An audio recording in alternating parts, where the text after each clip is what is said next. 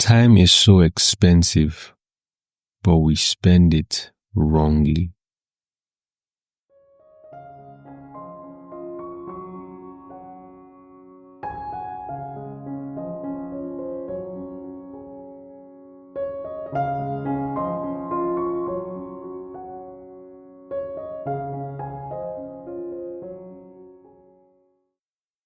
Welcome to another episode of the Unscripted Truth with Joshua Dodo. Today I will be talking about time and how to manipulate time. If you know, you know. How to manipulate time and who or what I think time is. But before I go any further, let's see what the Bible says concerning time. In Ecclesiastes 3 verse 1, I hope I didn't just butcher the name. Ecclesiastes. You get the point. 3 verse 1. And it says, there is a time for everything and a season for every activity under the heavens. In verse 11, we now see something interesting. It says, He has made everything beautiful in its time. He has also set eternity in the human heart. Yet no one can fathom what God has done from beginning to end. So from this verse, there are a lot of things to unpack. It says no one can fathom what God has done from beginning to end. In the prior episode, I made a reference to what one of my teachers used to say in church. In the beginning, God created the heavens and the earth, and from that we came to sort of a conclusion that before the beginning began, God began the beginning. So God existed prior to what we know as time, which is something out of the scope of this episode. But it says no one can fathom what God has done from beginning to the end. You can't think about it. You can't even number it. Obviously, it won't be possible. The things that He has done, the things He does in a day is enough to get you tired of counting. So that's that. And He said He has also set eternity in the human heart. Something also out of the scope of this episode, but I honestly would discuss this in future episodes, what it means, its implications and whatnot. But I want to focus on what it starts with, what the verse starts with. He has made everything beautiful in its time. In its time, He makes it beautiful. So there's a process to things. You don't eat raw mangoes because it's not in its time yet. You don't just see a cow on the road and then you just bite the torso. I don't even know what it's called in English. The hump on the back. You don't just bite it and be like, yeah, there's meat here, so I'm going to eat it. No, there's a process to get to that. Sorry, my vegan friends, but I eat meat. So there's a process. There's a thing to, or a path to follow to get to a result. And that one of the key factors in ensuring something is beautiful is time. So it makes it beautiful in its time. So we work with time in mind. So we see from Ecclesiastes chapter 3 from verse 1 that says there's time for everything under the sun. And then I quoted verse 11 that says God makes things beautiful in its own time. Now there is an unfortunate pandemic allow me to say that, going on within the youths of this time. And the cause of this pandemic is the idea of getting rich quickly, which I do not blame. I don't think it's wrong. I don't think wanting to secure wealth quickly is bad. If you can do that in a legitimate way, following the law and not doing anything that will get you into trouble, I feel it's fine. I think it's a good way to think, because what does money get you? Obviously, more time. When you work, and in your 50s, you're at the peak of your 40s or your 30s, you're at the peak of wherever you want to be, your career. You have time to do what you want to do. So I don't blame wanting to make money quickly, but my problem is the things that we indulge in. And when I say we, I mean the youths.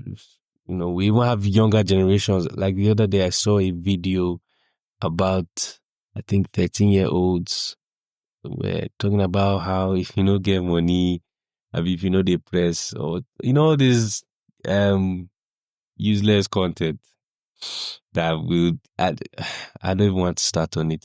But even the younger generation has started going into these things, wanting to make money quickly, which removes that ingredient of time from the mix.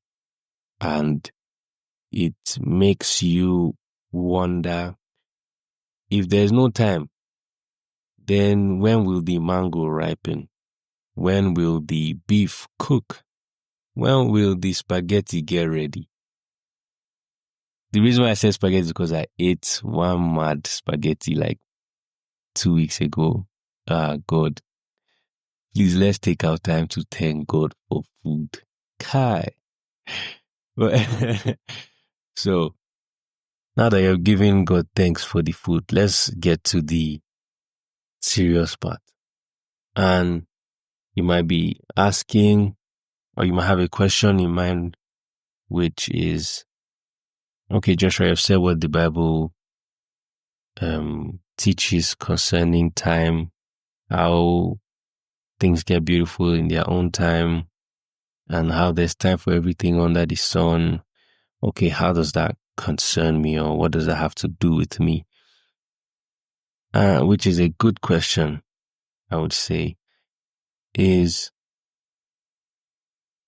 time is expensive, but we spend it wrongly, which I know for a fact to be true. A majority of people spend time wrongly.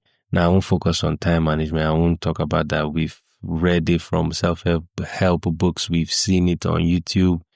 IG, everywhere we go to, it's almost like a broken alarm that just keeps on ringing. Time management. Obviously, it depends on you whether you imbibe the culture of having good time management skills. But I want to give you an illustration on what I think time is. Now, for me, I see time as this uncle that you have. Let's call him Uncle T. Uncle T is goal-driven. Once he sets out, he's just going and nothing is stopping him. He also waits for nobody. If Uncle T says, I'm going to church, when I reach outside and I enter that car, if you're not outside before I pass that gate, you're trekking to church. Uncle T is going to do it. He doesn't wait for anybody. He's going out, and he's going out. He has told you what he's there to do. Uncle T is this cool uncle that if you're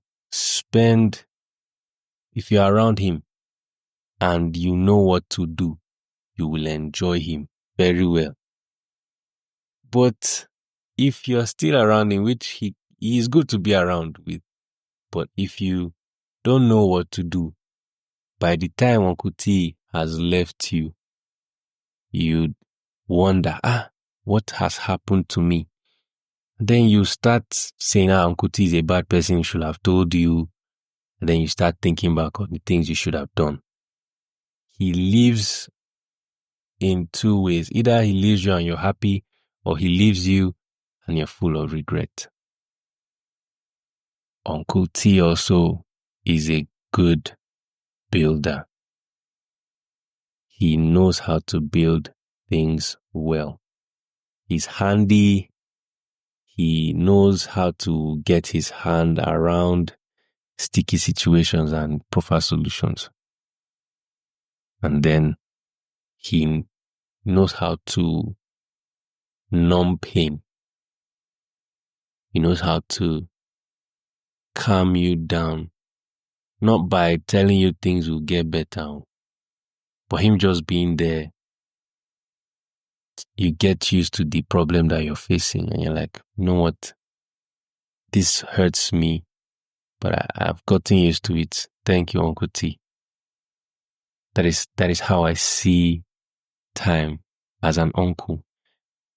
An uncle that he's ever going, he's eternal.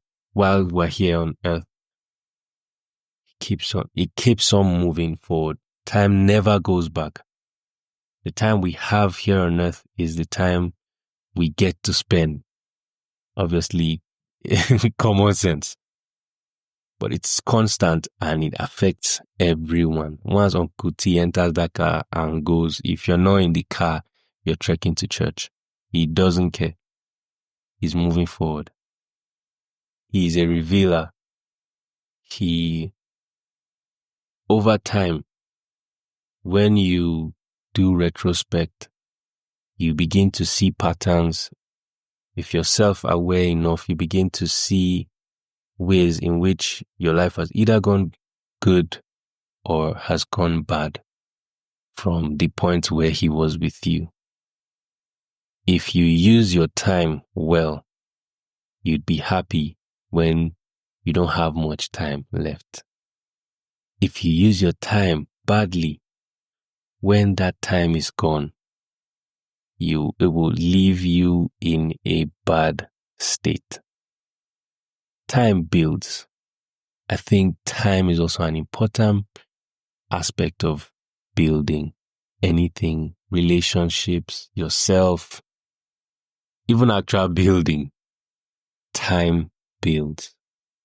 It is important that we know that time plays very well with intentionality, because after we can see that one thing that is common with the two is beautiful in their time, or when God finished, when he was intentional about creation and he did something about it, in the end he saw it was beautiful.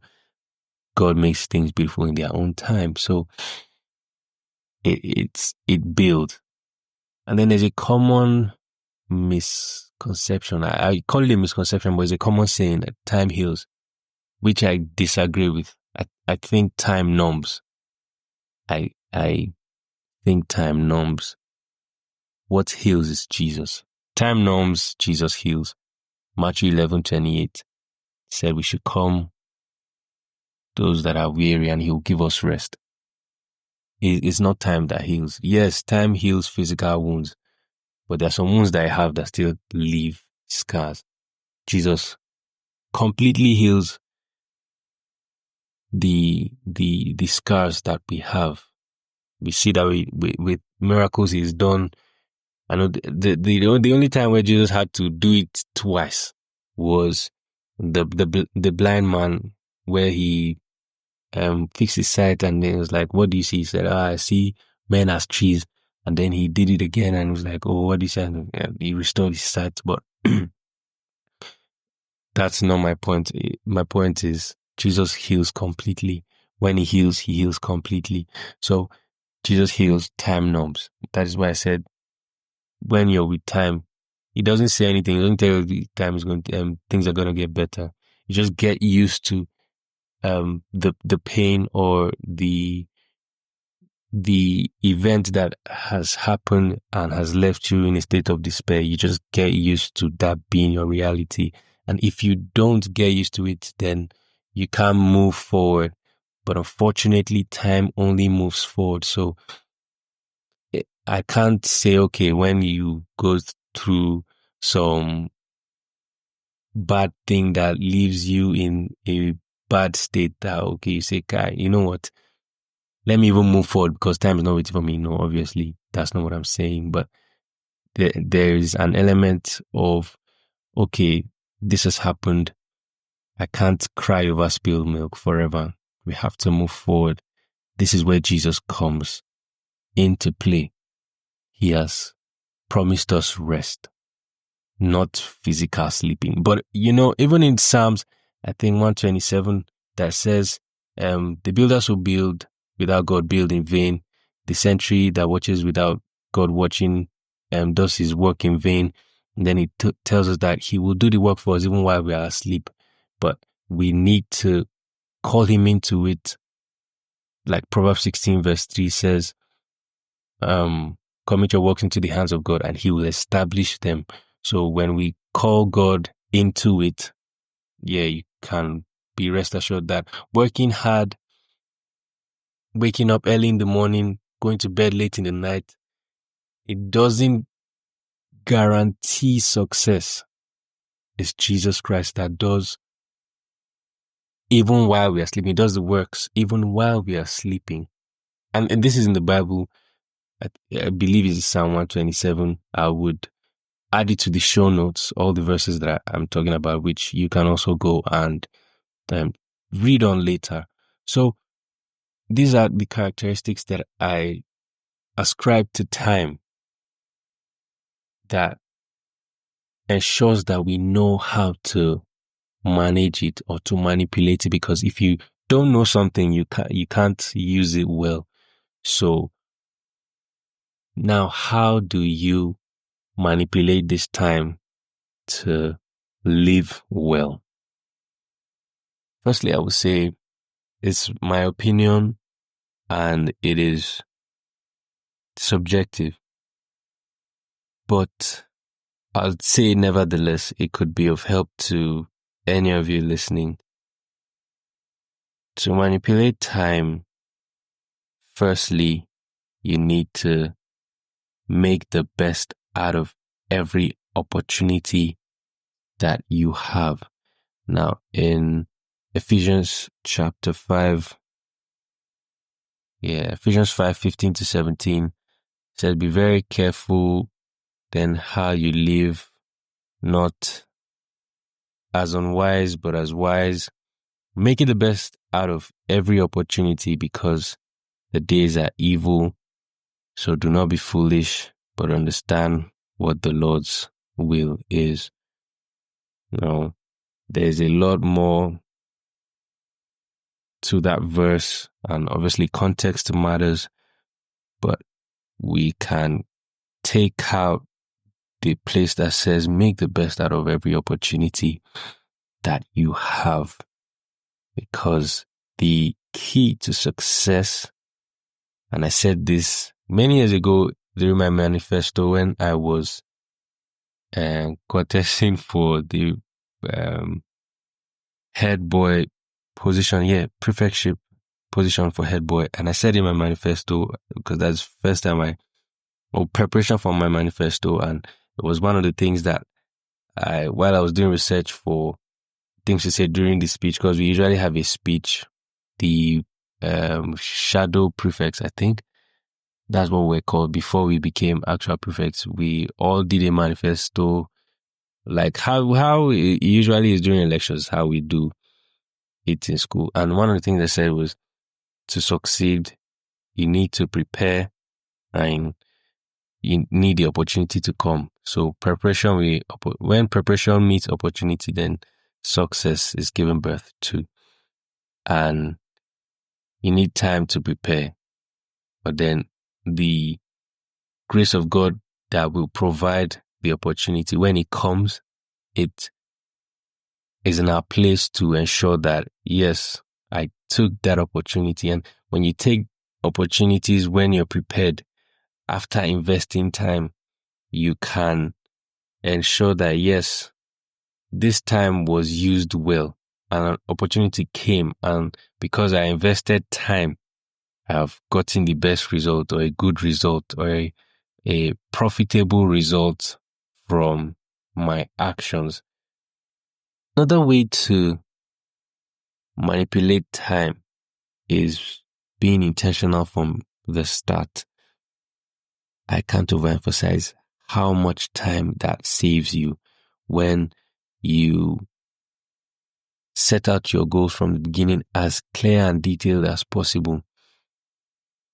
It saves you so much time to do the actual things you're supposed to do instead of always going back to replan, or you're forgetting something and you have to sit down and see how you add that to your already existing mental model. But then if you plan out well, you write down intentionally all the moving parts of the things you want to do. I see life as, or daily living as, a group of, or a section of times. In the morning, what are you going to do? In the afternoon, what are you going to do? In the night, what are you going to do? And then you break those into subsections, and then, it's kind of regimented living. But instead of thinking that way, just think that, yes, you're utilizing every point in time of that day wisely. So even when you do all these, there are some things that you can not, pardon me, I have a cold, things you cannot factor in that will happen. And because you already have an existing plan that you can work with, because you were intentional from the beginning, you can know how to work around that your plan with this new thing that you didn't factor for. But imagine having everything scrambled around like a dirty room, and the room is filled because it's not arranged well, and something else happens and you need to store it in that dirty room that you didn't arrange.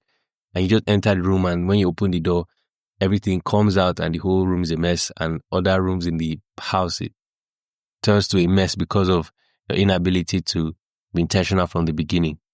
So being intentional from the start saves you time.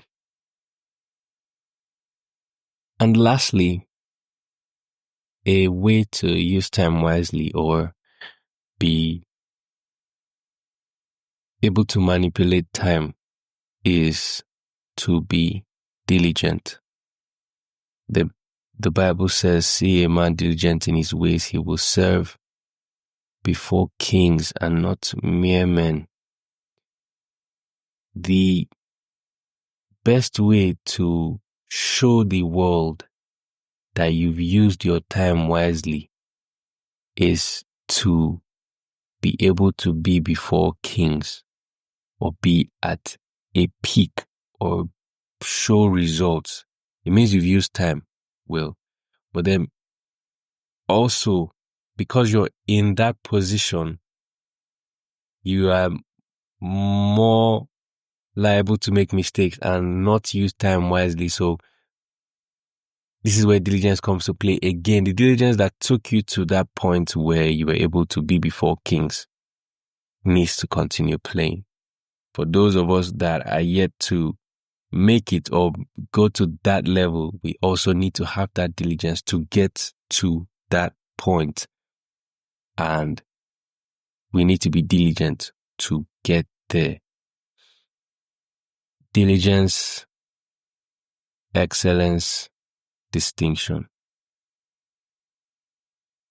These were not virtues, I'm telling you. These were classes you might just want. But yeah, diligence, excellence, distinction. When you're diligent, you get to a point of showcasing excellence.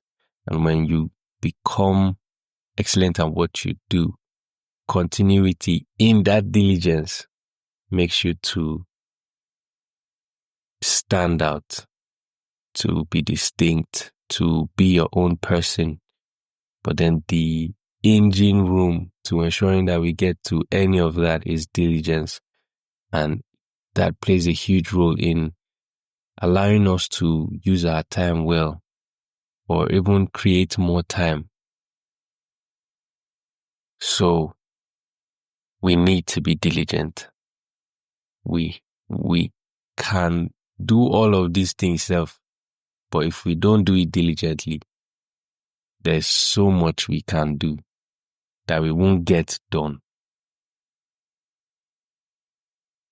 So in all this, living well, using our time right, all boils down to planning and execution and continuity of these processes. When you plan, you are intentional from the start. When you execute, you are making the best out of the opportunities that present themselves. And something we need to also note is that sometimes the opportunity will not come. You must create it for yourself. It's not going to be easy, and everybody's planning is peculiar. So I can't tell you one thing to do so that you create those opportunities for yourself. But if the opportunity doesn't come and you're prepared, create the opportunity for yourself. And then lastly, continuity of these processes of the planning and of the execution. Because if you just do it once and you let it go, you will have many unfinished projects, like the projects in my GitHub repository. So you need to be diligent so that I can continue doing it. Diligence and discipline. And you will now operate in the goodness of the principle of consistency when you can now do this all diligently. You can now reap the fruits of consistently showing up. So in summary, time is expensive. Unfortunately, we spend it wrongly. But then when we can utilize our day well in diligence, the sky is just our starting point. So, time is constant. Time reveals. Time builds. And Jesus heals. And in the words of Lao Tzu, time is a created thing. To say, I don't have time, is like saying, I don't want to. We are always getting ready to live, but never living. Meditate on these things, and then you shall have good success. This remains the unscripted truth with Joshua Dudu. Have a nice day.